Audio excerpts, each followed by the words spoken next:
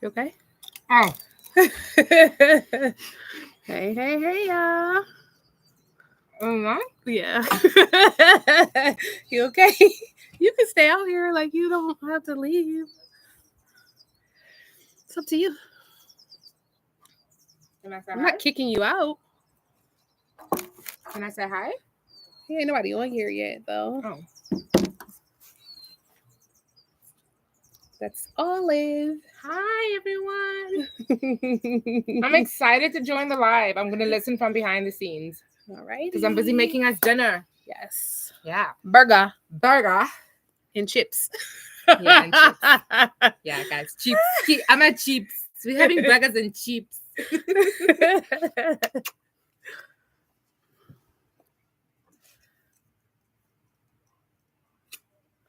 This view is so pretty. I can't see it on my phone though because my back is big.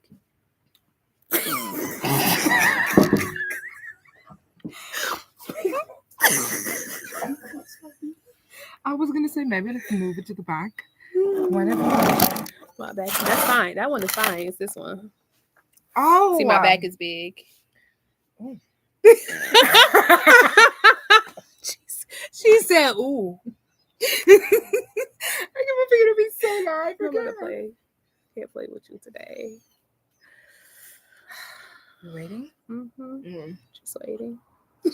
What time do people like normally get like time on here? 7:05. 7:05. Okay.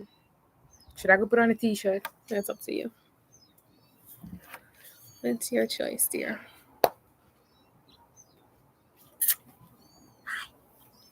So you do both? Yes, I do Facebook and YouTube. Oh, okay. There we go. That is it. What we want. I'm just like maybe like focused. I need to get a ring light.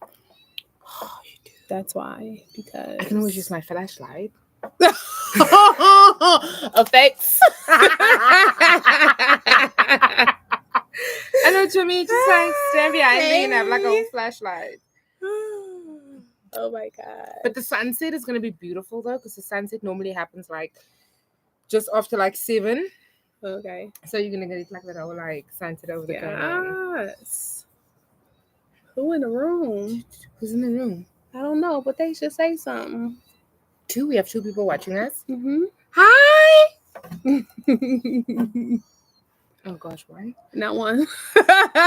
Okay, I'm gonna leave the chat. Oh, 0. God, I believe the chat. I cannot. No, they're coming. Let's see. Who is it? Okay, so I'm gonna go sit on the porch. You'll be fine. You don't need anything like. No, I'm good. You good? Okay. Thank you. So let me see. It's 7 o'clock now. I'm gonna start dinner like in 10. Yeah, I'm usually done by like 7:35ish, 7:40. Oh my God, we need. It has never gone an hour. I'll say that. Okay, I'm gonna start dinner at 10. I mean, at 10.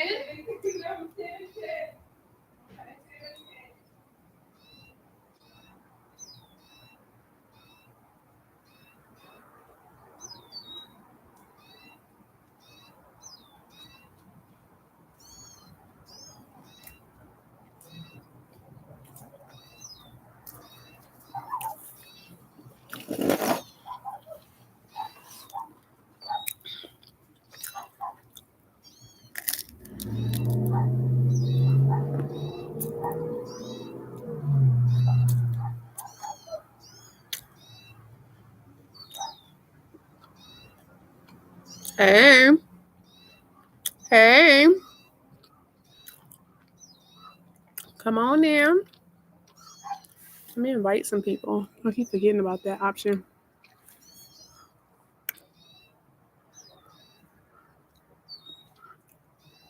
Hi, Boop.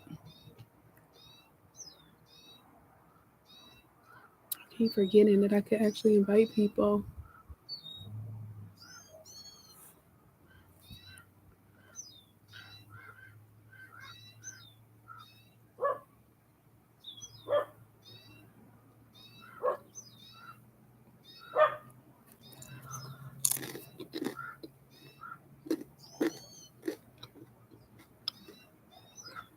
Hi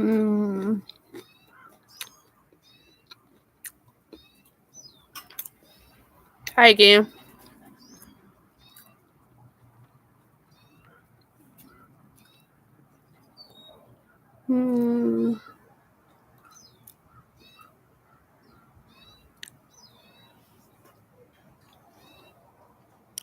Let's see.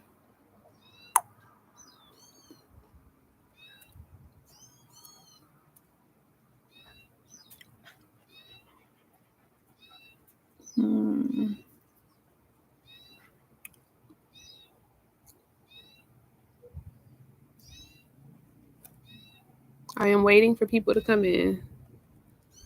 And then we're going to get started in about 2 to 3 minutes. So grab y'all drinks, grab y'all snacks.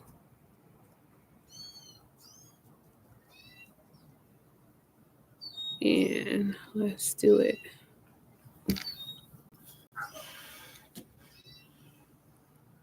No, boo, that's the background. That's why I came out here. That is the mountains. Let me get out the way. That is the gorgeous mountains. And the sun is about to set.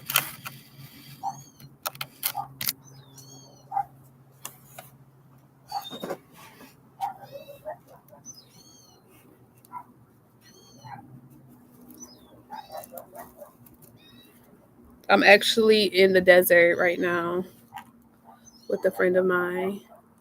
To mamas, I say, hey, girl. Hey, Boots. I love you, girl. I love you, girl.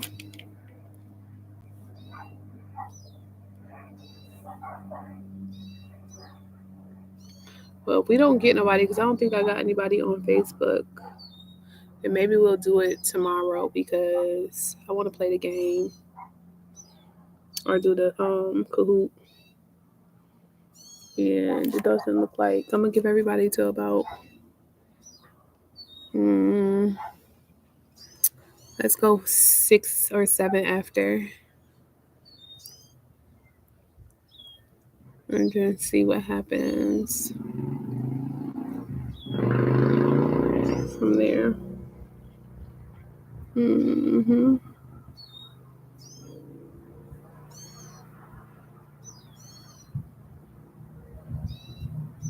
People probably.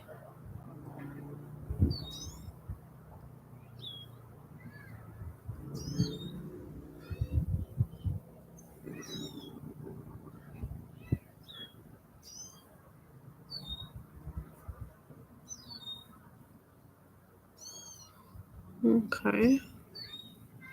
I invited people, so we'll see if they come in. Like, what you drinking? What you sipping on, girl?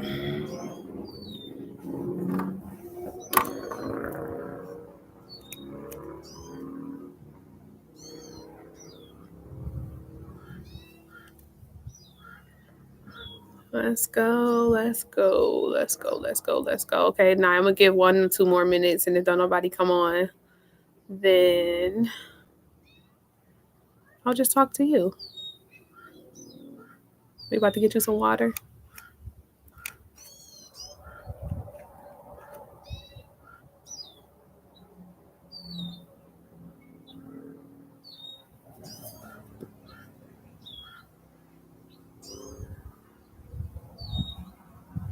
So, oh, you don't want to just talk to me? What's the sad face?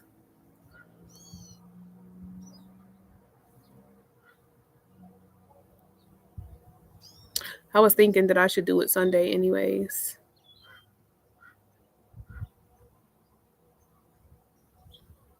Me too, boo. I understand.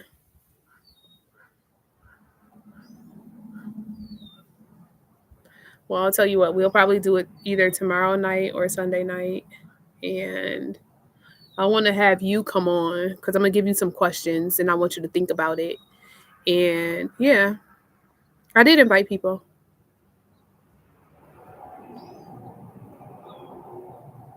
And I'm gonna give you some questions to think about, and then you can share those if you don't mind. I can pull you on the screen if you would like to and talk about because I was using, or I don't know if you knew it or not, but we were using nonviolent communication strategies yesterday during the whole bath time with your sister. And you can talk about your experience with that and what you thought of it.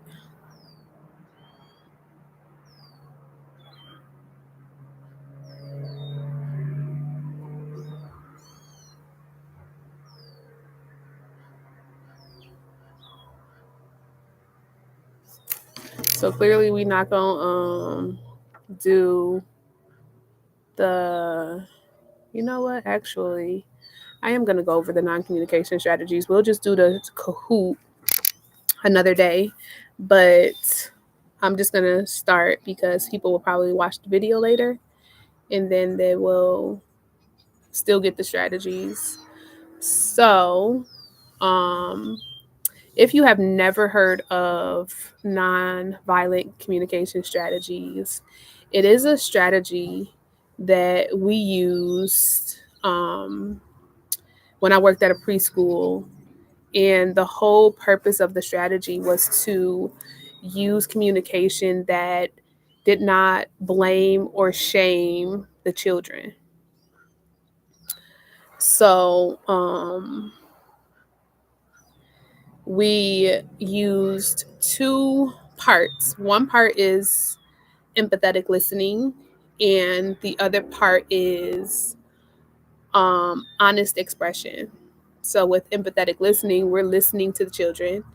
With honest expression, the children are listening to what we have to say.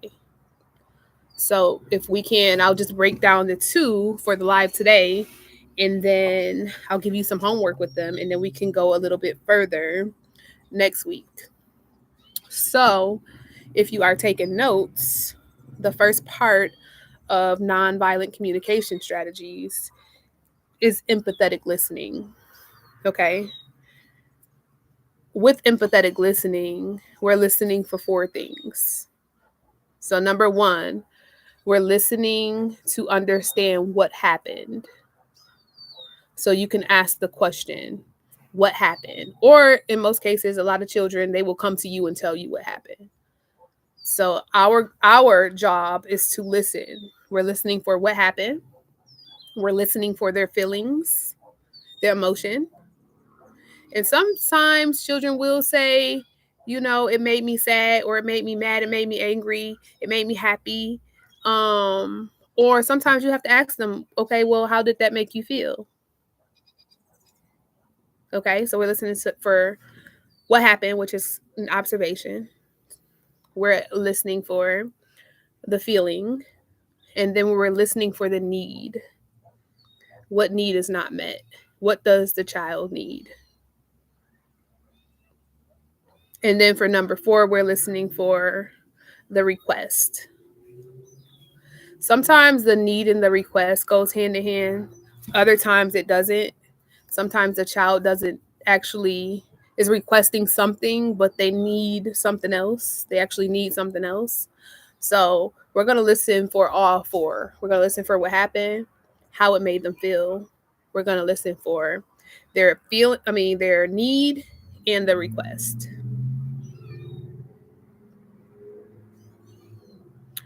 And the second part of nonviolent communication strategies is honest expression.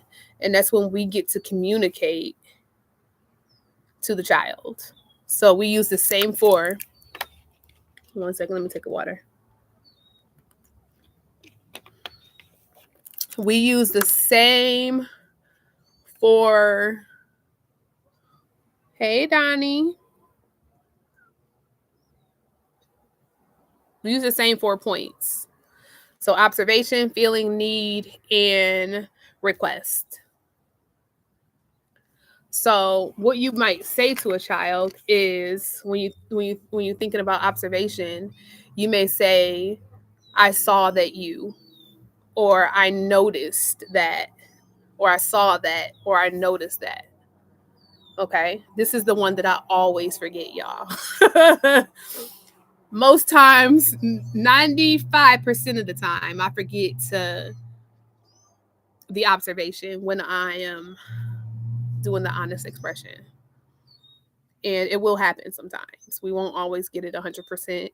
And that's fine. I think the only thing that we really need is to come out of this thing with the relationship with the child still intact, and that they feel safe, and that they are safe.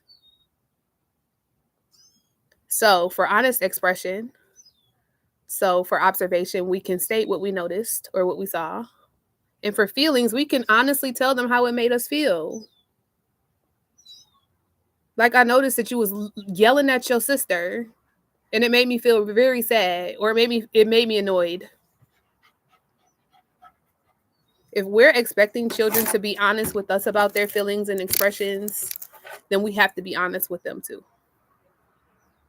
Like, children can take it. I promise you. As long as it's done in a shameless and blameless manner, then they can handle it. It's what they need. So, we are talking about honest expression, and we're talking about we can make an observation and let them know what we notice, and then we can also tell them how it made us feel. How what we noticed made them feel. The third thing is that we tell them what we need. I noticed that you was yelling at your sister, and it made me feel annoyed. So I need you to bring your voice down to a level 1.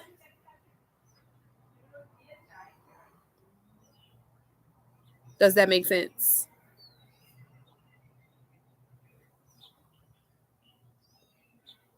Or I need you to use your inside voice. Or I need you to use kind words.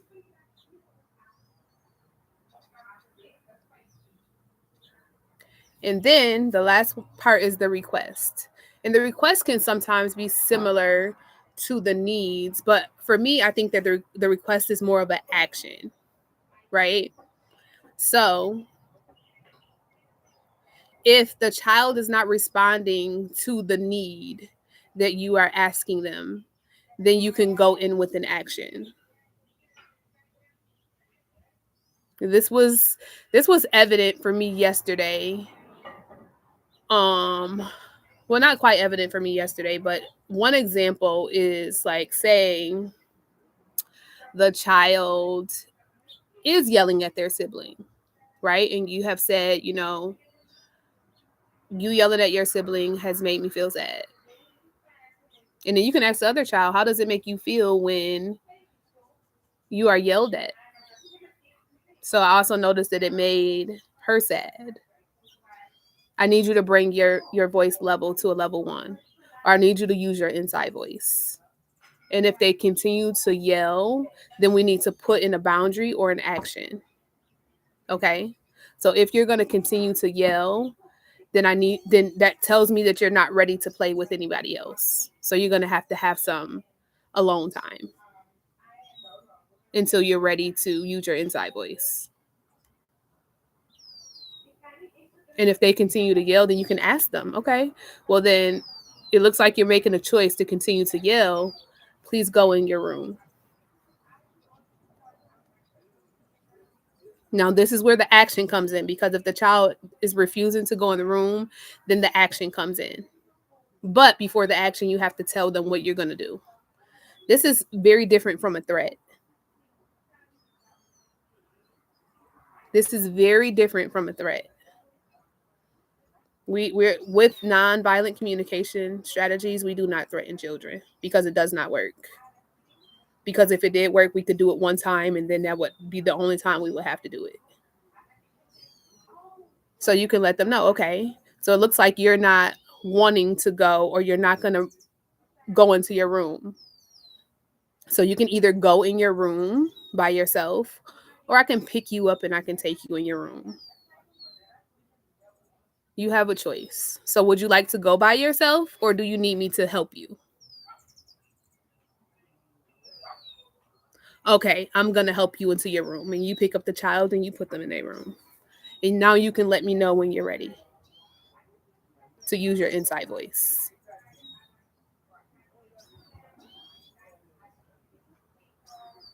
Does that make sense? So action is only required if you have stated the need and the child has not followed through with it.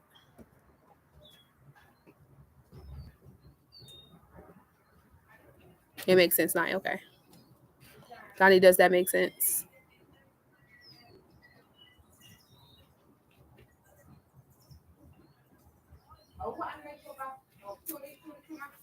These strategies work.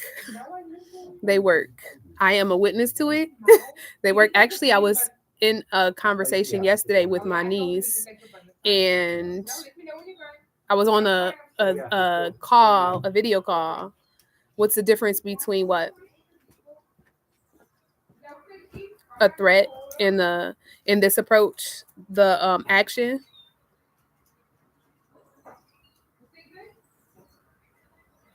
Most often, a threat is violent. A threat is go in your room or I'm gonna whoop your ass. It's like this. It comes off very violent. But when you request, yes, okay. But when you request an action, I mean, when you demonstrate an action, like you're letting a child know that I'm going to actually pick you up and take you to where I'm asking you to go. They still have a choice. So they can go on their own, or if they need help, then I can help you. I'm going to help you get to where you need to go.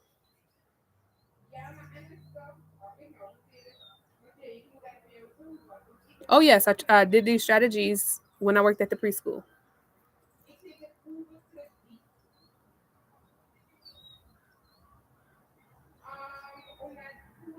So, like I said, most often threats are violent.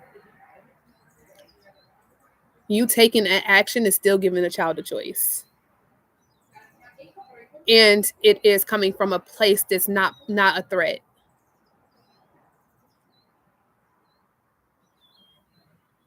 Like, it's not violent. I'm sorry. It sounds very similar, but it's not violent. And we should make it very clear with the way that we handle the child, even too, that we're not handling them violently. Like, you can gently pick up a child and put them in their room.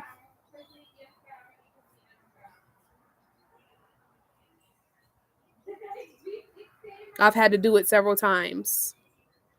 For instance, with some of the children at the preschool, like sometimes they were not being nice to each other. And I have to say, like, okay, well, now the sandpit is closed to you. Can you remove yourself from the sandpit, or do you need my help? And most often they will just go because they don't want me to have to pick them up and take them out. There was a handful of times where I actually had to pick up a child and remove them and say, okay, this is close to you now because you haven't showed me that you can be safe.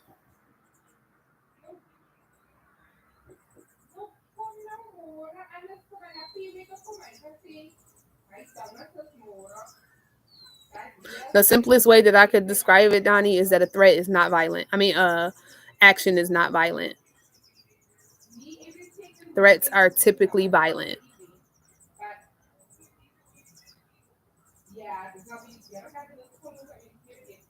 So, on both parts, whether you're empathetic listening or whether you're honestly expressing to a child, you need to have all four components if possible. So, you need the observation, you need the feeling, you need the need, and you need the request.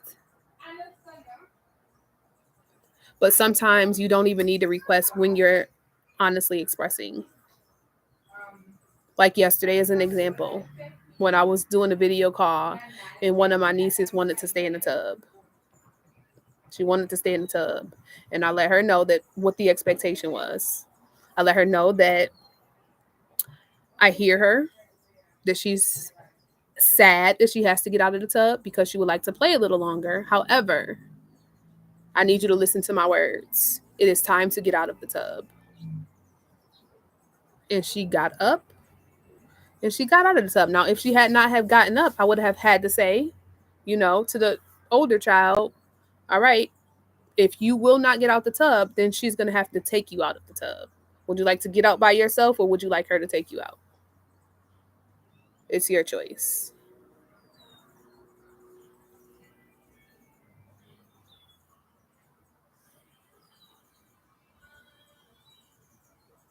Does that make sense? The whole purpose of nonviolent communication strategies is to not make a child feel shame or to not blame a child.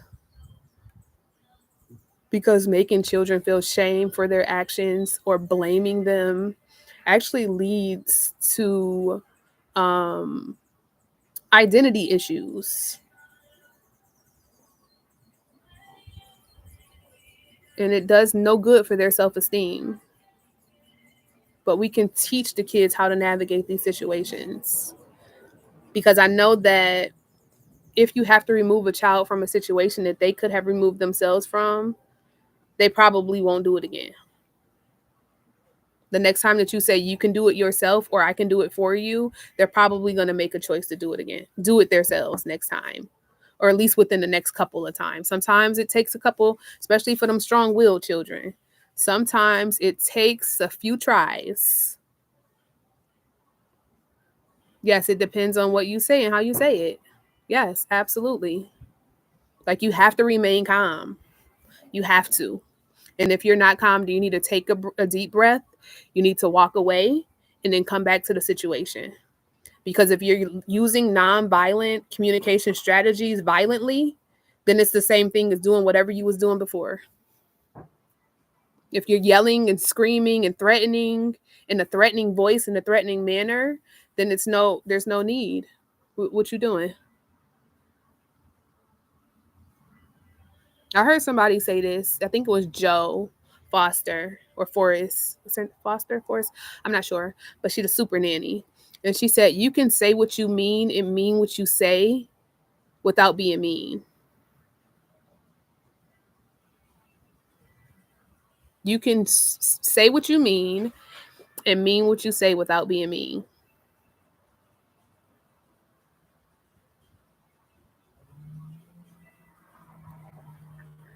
Empathy is an emotion.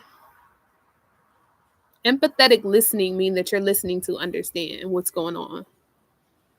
So when a kid comes to you or you see a kid doing something, the first reaction is not to scream at them. It's to ask them what happened. So that you can get an understanding of what happened before you rush in to woo, woo. Girl, I don't know what that was. I'm out here in these deserts, okay?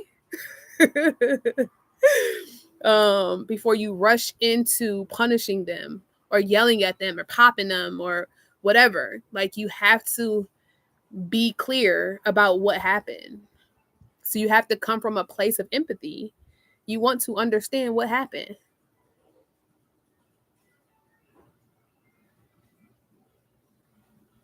Does that make sense? You want to know how it made them feel. Because in most cases, we can relate to that. Like I can relate to my niece saying, I'm sad because I really want to play a little bit longer. There are often times where I want to do something that I want to do, but the time doesn't permit it. And I'm like, that sucks because I really wanted to finish, or I really wanted to do this, or I really wanted to do that. And in that moment, I'm like, okay, well, maybe I can finish it tomorrow. Or maybe I can do it another time. Maybe next time I got to work a little faster. Like it also opens up opportunities for us to have strategic planning and for kids to learn how to problem solve. What can you do instead? I know that you really, really want to stay in the tub and play, but it's time to get out. I understand. What can you do after you take your bath? Do you think you can play with your toys outside of the bathtub for a few minutes before bed?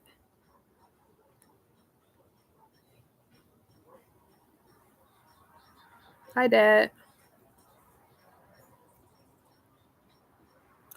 So, those are the things that I wanted to share with you all today. And I'm hoping that we can start practicing.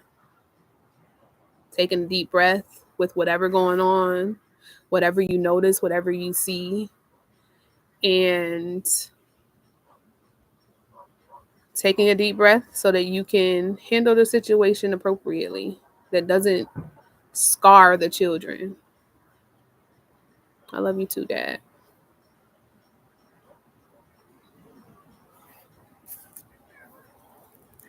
Nonviolent communication strategies is all about what you say and how you say it.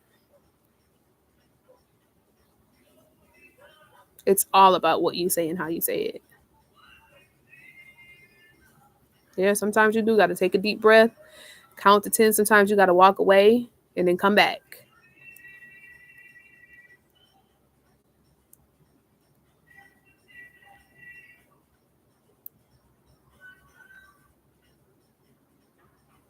It's what you say and how you say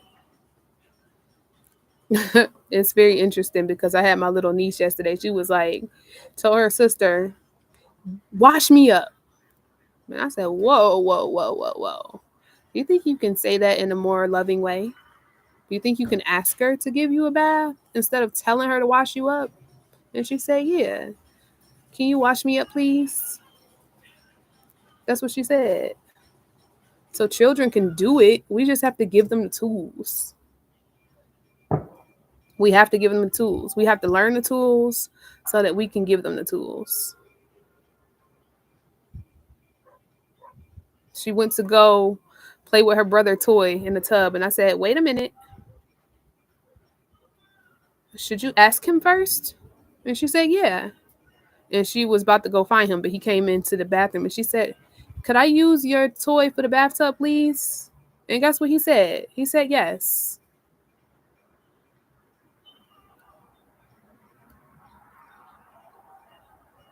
That's what I'm working on with them. Yes. But it's also what you say and how you say it. Keep that in mind. It's what you say and how you say it. Even when you're requesting for them to say things a different way, notice your tone, notice your volume, notice how you're saying what you want them to do. And then ask them too. Allow them to participate. Do you think you can say that in a more loving way? How can you say that in a more loving way or a more gentle way?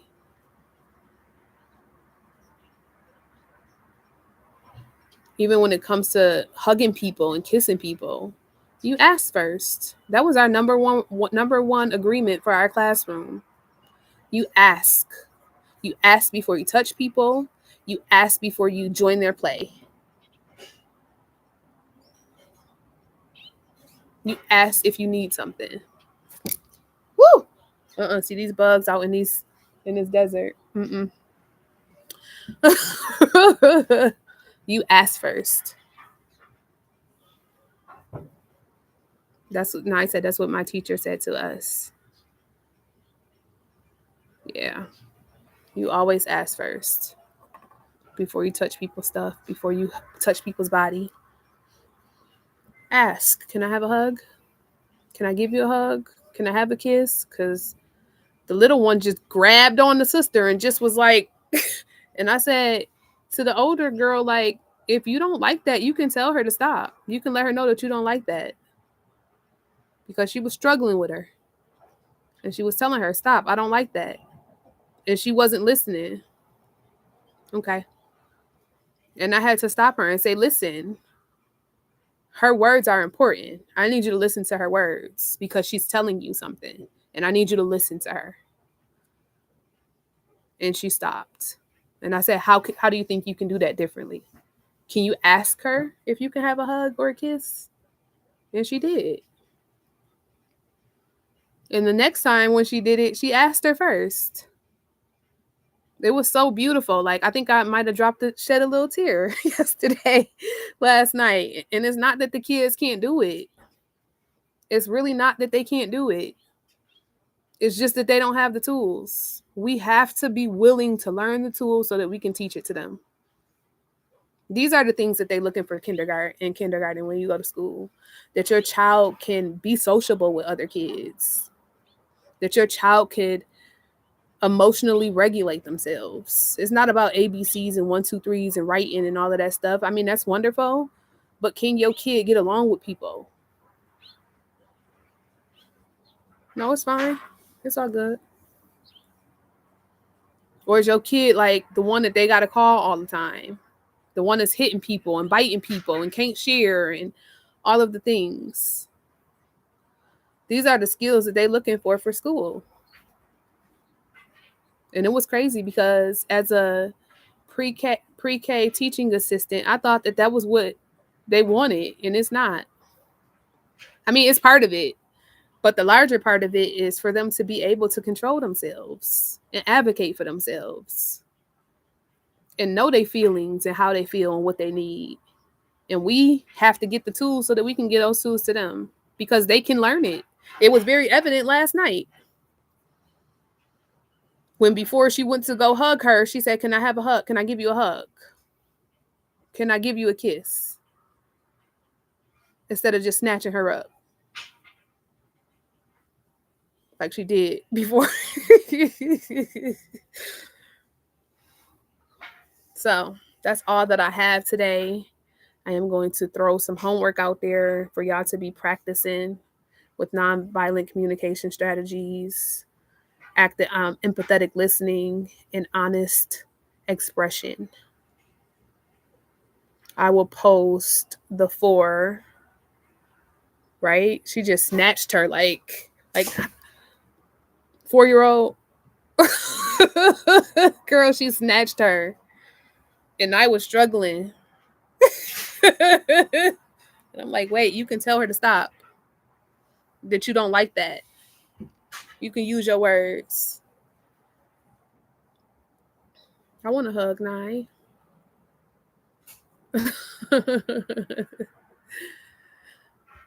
So yeah, that's all that I have. I'll post the points for each the empathetic listening and honest expression so that y'all can start practicing with those. And I'm going to continue to be practicing with those because I know that they actually work. Like I said, I always forget. Most of the time I forget to state what I noticed. But when you state what you notice, it helps the kid to understand what you see, what you seen.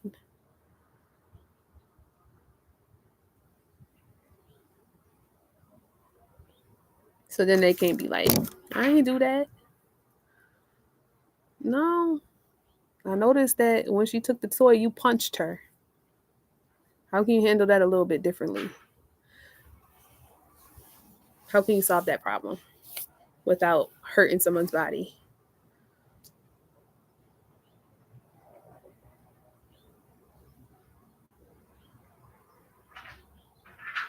All right, y'all.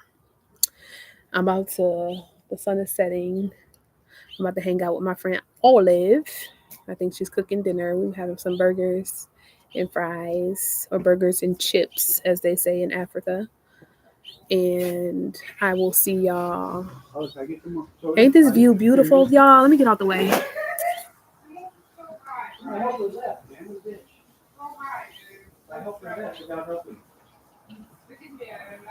It's so pretty.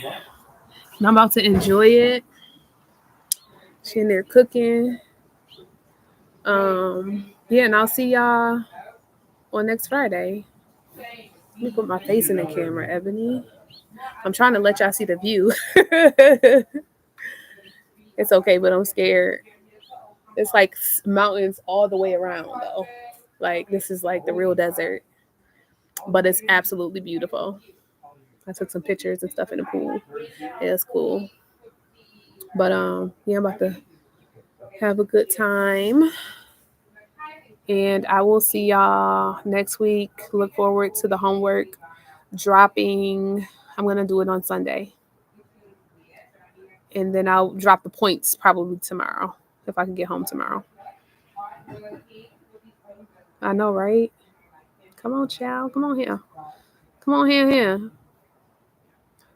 I thank you for participating. And Boots, I love you. They got it on the TV in the house, so because Boots wanted to see me too. All right, I'll talk to y'all soon. And bye, YouTube. Bye, nine.